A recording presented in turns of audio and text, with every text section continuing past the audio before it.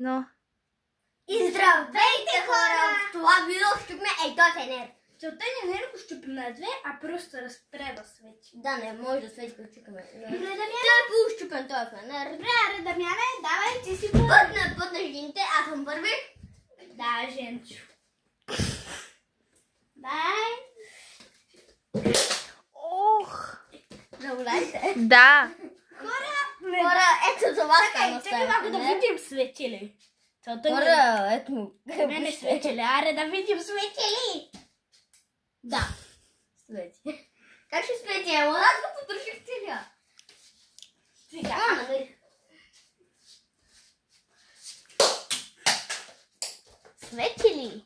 Да, свети много ясно. Да, всеки начин свети. Само Той ми научи, че трябва да изкара това. внимавайте да не ме отидете само. Да, ще трябва да внимаваме да намерим оператора. Да.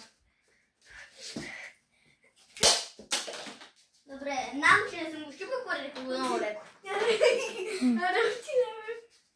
Аз знам. Дай го. Горе, вижте! Вижте какво стана с тази Дай да фенер. видим светили. То виси на едно крайче. Да, но то нали, то трябва да се откусне и тук към да не свети. Да, свети. Добре, мой ред. Той е сгъснал. Той е сгъснал. Аз нищо. Да, свети.